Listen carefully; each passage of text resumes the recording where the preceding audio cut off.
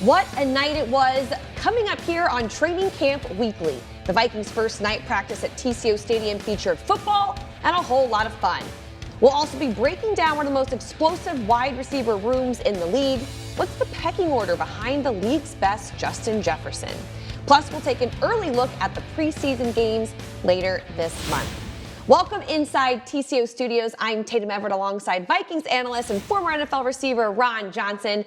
We were both in attendance last night for the first night practice of two this Vikings training camp. And Ron, it was a sold-out crowd. What was the atmosphere like? Yeah, I always like to stand around the fans every once in a while because then you get to hear how they talk about certain players. And one, you saw the kids out there playing putt-putt golf with the parents. It was kind of cool to see that. Very unique atmosphere for the Vikings to set up for the fans. But then overall, it was a lot of people that stayed to the very end watching every single play from the red zone to the deep balls. But I think Kirk Cousins' aura after Netflix, it felt a lot more comfortable. I think a lot of people are starting to really love Kirk Cousins, not maybe for a player because he hasn't won a Super Bowl yet, but as the person Kirk Cousins. But I think he came out with a lot more confidence. Justin Jefferson looked good, of course, you know, hamming up for the fans. He's always a fan favorite. But then the defense, they were playing extremely fast. The fans were screaming and yelling for them. And then the red zone.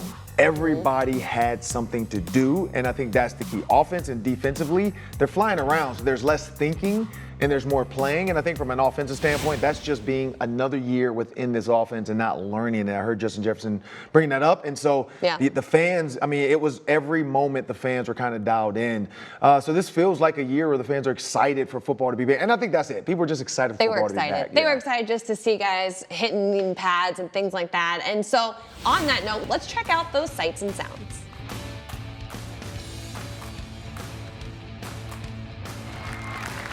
As I've talked to our team about establishing a championship standard with everything we do, the expectation is the same for you. Show up each and every Sunday. Every opportunity we get to make US Bank Stadium the best home environment in all the National Football League. And we will provide you guys with many opportunities to do your thing by dominating on the field in all three phases. I appreciate everybody that came tonight. I know our team does. We hope you come out a few more times during training camp. We'll have joint practices versus the Titans and the Cardinals. Should be very, very competitive. And as we have this mindset in camp of iron sharpening iron, these guys are working their tails off. We're off to a phenomenal start to training camp, and I cannot wait to see you on September 10th against the Tampa Bay Buccaneers. Hope you guys enjoyed it. Thank you. He's just so natural in front of a crowd. Yeah. KOC? I mean, come on. Yeah, I mean, and he's young. He's excited to be out there. I mean, he's almost like a movie star. Feels like a movie out there sometimes. A movie, of course. Well, there were a lot of clips of the movie from last night. Let's talk a little bit more about the practice and what you saw when you saw the guys go one-on-one under the lights. The first observation that you had was more of a defensive one. So what did you see out of Brian Flores' group? Well, one, they're flying around. And Chris Rump said this before to me. He said, we have a paintbrush and we have a canvas, and it's empty right now. And Brian Flores is helping us as a group paint this picture of what this defense is going to look like. And it looks chaotic sometimes because guys are moving, shifting, running around. You see guys twisting and all this stuff. But at the end of the day, they have a basic package, and they're teaching guys how to play it. And from a DB standpoint, it seems like they're all talking to each other. They trust each other. When guys make mistakes, you don't see guys like shutting down and feel like I'm going to get cursed out by my coach. And I think that's key. You know, I think a lot of times when you go from one coach to another, when you go from Zim to Ed Donatel to now Brian Flores, you're getting different pieces of what somebody wants. And now I think the guys kind of know, you know what, like Flo has an idea for us. Let's try it. Let's see if it works. You don't see guys pushing back on it. And the one I saw was like Jordan Addison getting away from Caleb Evans. A couple plays later, they try the same play, and this time Caleb Evans is kind of ready. Harrison Smith kind of baits Kirk Cousins into not throwing a deep ball and throwing it shorter. So they're learning too. Like they're understanding like, okay, he beat us on this one. Why did he beat us? Well, I gave it away too early and I told Kirk Cousins what the coverage was. Second time, Harrison Smith disguised it a little bit better. Kirk had to dump it off. And so that's what I think is going to be the key for this defense, because we knew last year there were a lot of games where a lot of guys were running wide open and everybody's like, who's supposed to be covering that guy? I think this year is going to be a little bit better. That's great to hear. I know when you listen to Kirk Cousins' press conferences and he talks about going against this defense, it seems like it's more challenging. He says as much. He seems like to say, I'm really happy that I don't have to face this defense Yeah. in the regular season. Yeah, I mean, Buddy Ryan, Rex Ryan, Bill Belichick, those are coaches that all kind of did that system where you moved the Pittsburgh Steelers with Tomlin, where guys moved around. They all kind of took pieces of Tony Dungy's defense, took Buddy Ryan's defense, and now you're just seeing Brian Flores create his own as well within that similar scheme. And it's fun to see. I love young, innovative guys like Bieniemy in Washington, same thing. Like you see, I mean, we're not talking about the defense doing ring around the rosy, but they're going to be creative, and I think that's the key for them having fun. When the defense is having fun and they're doing new stuff, they're not just standing up, lining up, trying to tackle and hit somebody. He's making it fun for them, and you can tell it's paying off on the field. It's a lot of along the theme of what the offense tries to do with the illusion of complexity. I know that takes place especially in the red zone. So what did you see from the Vikings offense when they got into those goal line situations? Yeah, well, I think the question mark was C.J. Ham. You re-sign him, so how are you going to use him? You bring in Josh Oliver. Are you going to go 2 tight ends a lot? The answer is yes. You saw it in the red zone where there was more tight end usage. And what does that do? That frees up Justin Jefferson. If you double Justin Jefferson outside, if you double KJ Osborne and I have a fullback, a tight end, and a running back, well, I'm going to run the ball because your numbers don't match. If I have just Justin Jefferson and I put 2 tight ends in there with C.J. Ham, because C.J. Ham told me, he's like, yeah, they're using me on 3rd down every once in a while as a back, as just a guy maybe to block, as a guy that can run the ball out the backfield. He looks lighter. He's lost 12 pounds, he said. Wow. So when you think about that, I mean, that's what Kevin O'Connell can say, like, look, C.J. Ham's in the game. Nobody thinks I'm going to run the ball. I'm going to run the ball, though. C.J. Ham's in the game. Go stand by the tight end and help the edge and block, whether it could be the Eagles and Hassan Reddick. It could be whoever, and he's going to help give Kirk Cousins just a little bit more time to find T.J. Hockenson in the back of the end zone. And then Josh Oliver's a guy where people are like, well, he's a blocker. He's been a blocker with the Ravens, and everybody's like, no, this guy can run routes, and Kevin O'Connell has something for him.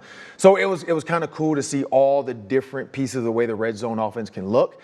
And to say, we're not just going to line up in 4 wides or 3 wides every time. It's going to be multiple sets, and I'm coming up with different plays every week. Again, it's back to that younger coach that knows you can't just line up and beat people anymore. You have to out-scheme them, and Kevin O'Connell's been doing a great job of it. Out-scheming him, and he has several weapons to do that with. And let's dive into that position that we all really, it's not a hot debate, but it's one of our favorites to talk about, and that's the wide receivers. Happy to have Ron here to talk about that position as well.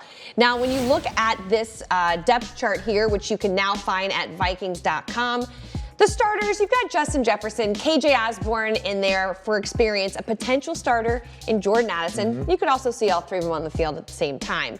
But let's look at this, the back half of this depth chart, and talk about a little bit, these guys that are coming up, who can be a breakout star. You've got Jalen Reagor, Jalen Nailor, Brandon Powell, Lucky Jackson, Tristan Jackson, Blake Prohl, Cephas Johnson III, Thayer Thomas, and Garrett Magg. So it's a long list of guys. We're going to dive into that in just a second. But first, earlier this camp, NFL Network's Bucky Brooks visited training camp and had this to say about our Vikings wide receiving core. Just how explosive this offense can be. And I know you lose Adam Thielen, but when you think about Justin Jefferson being the centerpiece of an offense that is going to throw the ball all over the yard, we have seen Kevin O'Connell put his designs in the passing game. And so how creative can Kevin O'Connell get with moving Justin Jefferson around to ensure that he always has a bunch of targets? Because when he gets targets, he gets touches. He puts up yards and touchdowns, and he's one of the best that we've seen. So I'm really excited to see how this offense continues to evolve. You can find that full interview with Bucky Brooks on Vikings.com or the Vikings app. But he said it, this offense is super explosive. And what will Kevin O'Connell do with Justin Jefferson? Well, it's a lot dependent on who the wide receiver number 2 is. There's a battle going on. KJ Osborne, the vet, Jordan Addison, the rookie. What do you like about this? It's got to go to KJ Osborne. I hate to say it, like with rookies, you don't need to throw them into the fire if they don't have to be in there, because a lot of times practice is fast. Yeah. The game is so much faster, and you're playing against Antoine Winfield and that Buccaneers defense to start the season off. I'm going to go with 2 veterans in KJ and Justin Jefferson. But what Jordan Addison gives you is what we saw last night. You saw the deep post, you saw the go route, and with his pads on, he looks like everybody was, how are you going to play with this weight? And he said, I've been this weight my whole life, so I'm going to play like I've been playing. When I was at USC and when I was at Pittsburgh, I won the Biletnikoff. Well, Devonta Smith with the Eagles. He's even smaller and skinnier, and he got through an entire season in the NFL. It's not what it used to be where you could take a receiver's head off. So I do like Jordan Addison on the outside. You saw Justin Jefferson in the slot. Adam Thielen at one point was one of the best slot receivers in the NFL. I think Justin Jefferson is going to take over that Cooper Kupp role. He's going to truly be the targeted guy now because I don't think there's any weirdness for Kevin O'Connell to feel like, well, I'm not getting Adam Thielen the ball anymore. Like, I got to make sure I get Adam and Justin involved because we know Adam was vocal about he wants to be a piece of this offense. Well, that's gone. Justin Jefferson is the Cooper Kupp for Kevin O'Connell. Well, then you have KJ Osborne, who is dependent. He is very dependable. You can count on that guy every day. You can count on that guy every play. He made plays even when he wasn't the star. We saw him with the Carolina Panthers game. And then you move to Jordan Addison. He's just speed. I mean, he runs a 4.4, but Keenan McCardell said he plays at 4.4. There's guys that run 4.3 and they play at 4.5 because they're thinking. Jordan Addison is naturally gifted. He understands this game. When you look at that three-way guy, that threesome of players and that three guys, I think they're going to play a lot together. Like, I truly believe that because if you want Justin Jefferson to be the best he can be, you're going to need Jordan Addison to do what he did last night, which is take the top off. Safeties can't sit in the middle of the field anymore and double. I mean, we saw the Colts game where they bracketed Justin Jefferson. We saw the Eagles bring that up. Yeah. We're going to bracket Justin Jefferson. You had Slay on the outside. You had the other safety. All right, go. Good luck. Try doing that Jordan again, Addison's going to take off from the other side, run over the top. If both those guys in quarters cheat, Addison's going to catch the deep post. Last night, Kirk Cousins missed him. I guarantee by the time of the season, they'll get it. They'll get it together. Will be figured out for and sure. Kirk Cousins will be hitting him on the dot, and that's a touchdown. So, again, I like those guys together in a group. So even though we have the threesome kind of just sitting out there as the heavy favorites, there is a group of guys in the back fighting for those 53-man roster spot.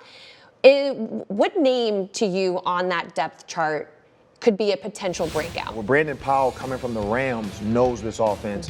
He's been around Kevin O'Connell and Sean McVay. And so when you watch guys that flash at camp, Brandon Powell in the punt game seems to be really solid. I think that's the key. We want to make sure the guy's not shaky, not going to drop balls. He seems really solid. He is smaller. He's quick. But he's a guy that gives you something that none of these other guys give you. I mean, you have speed now with Jordan Addison. That's what Jalen Reagor was giving you. But Powell gives you shiftiness. He gives you jet screen ability. He gives you jet sweep ability. He gives you handoff in the backfield ability. So he's just a different type of, if you think about like Sky Moore for the Chiefs, you can put him on the outside by himself, see what kind of matchup he gets, motion him, and then let him go to work because he is quick, he's fast, and if he's one-on-one, he can make a guy miss. And so right now, I think Brandon Powell's playing himself into that number 4. And I would have said Jalen Naylor, but because we haven't seen him much on the field, I think Powell, and I've always been taught you can't make the club in the tub. If you're in the training room getting ice and stem or you're in the cold tub, guys are out there on the field showing the coaches what they can do. And when it's time to grab those names for Keenan McCardell, Brandon Powell right now is a name that's like, look, if I got to, put my job on the line to tell Coach Kevin O'Connell who I think I want my 4 for day one, it's Brandon Powell. But again, we still have 3 preseason games. Yeah, and you should see a lot of those guys in the game in these upcoming contests. And I think you nailed it right on the head. Brandon Powell just jumps off the page when you go to practice because you are seeing the second and third team reps, and I'm impressed with how high he can jump too. I mean, there's a lot of times he can snag the ball and he's like halfway in the air and the defenders are like kind of beside themselves. So it's a good name to watch. And obviously Coach O'Connell has addressed Jalen Naylor is on a favorable timeline for a return. So excited to see what he can do this season as well. Well, we've invited you guys to come out to training camp, and it's always fun to see the players and the plays, but we also love to see your tweets. So here are some of our favorite moments from camp so far. This first one was from last night. KOC throws darts. I mean, of course he does. He's a former quarterback, so of course, anytime he can throw the ball, he's going to do it. He's going to ham it up. Put him in. Yeah, put him in, Coach. I guess that is the decision. The next one, we living the dream at Vikings camp, taking the selfie with Harrison Phillips and Tristan Jackson. The guy, he says, maybe a ring. I think they'd like a ring. Yeah, and also good to see Tristan Jackson just upright and walking around. Like, that was a scary injury, and the fact that he's only wearing a sleeve, I think that was cool to see him out there.